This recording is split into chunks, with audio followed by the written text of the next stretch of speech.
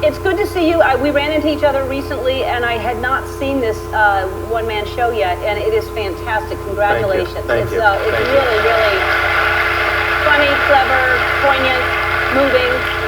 700 Sundays was the, and is, well now it's a movie, but it was the work of my life. And being on Broadway for the 2 runs that we had was just the most amazing experience. And I never had an inkling that these stories about my family and a relationship with my late father and my mom would, just strike a chord with people all these years. So now it really became a beautiful movie too.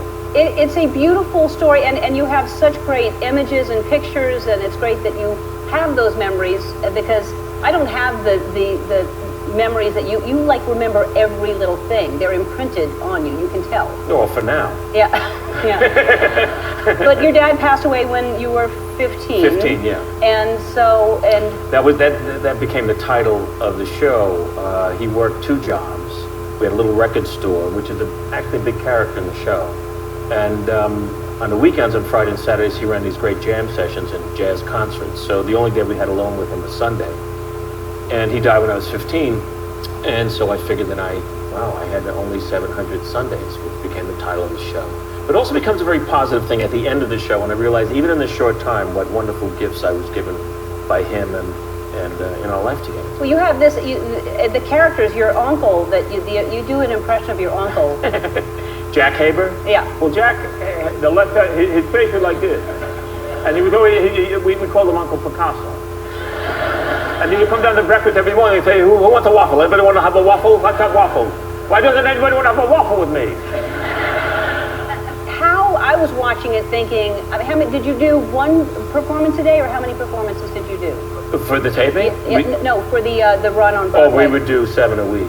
Wow. Yeah. Because didn't your voice because you're not only just talking the entire time, but you're doing so many different, when you're talking about your young, as a child, Yes, my glands were screaming at me. And screaming. I'm thinking, yes. I know what it feels like for your voice and your throat didn't that give out? No, I was got in incredible physical shape. The show was long. It's like 2.5 hours on Broadway. Now it's under 2 for the HBO special. I got in great shape. My voice was great. I couldn't wait to get to the stage every night to be able to do these stories. To get to do a Broadway experience like that was phenomenal. Yeah, and it really is clever. It's getting great reviews. Now, you have grandchildren, I know. Do they understand how funny you are? Are you funny to them? I have 4. They're 10, 8, 4, and 1. The little guy was born on my birthday. Oh, it was fantastic. And we just had his first birthday party, and he ate cake for the first time, which is like watching a caveman discover fire. It was like,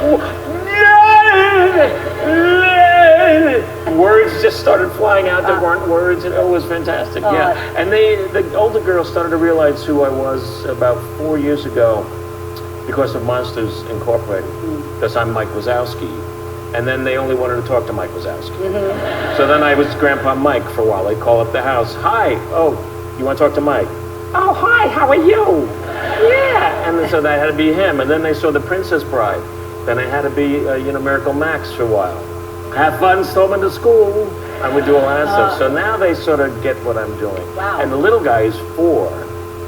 Said to my son-in-law the other day, he's now catching on what I do, and he said, I want to be like Grandpa. I want to be a chameleon. Well, you are kind of a chameleon. It's sort of true. You are a chameleon. All right, we're going to take a break. You can catch 700 Sundays this Saturday, April 19th on HBO. We'll be right back. That's Billy Crystal, everybody.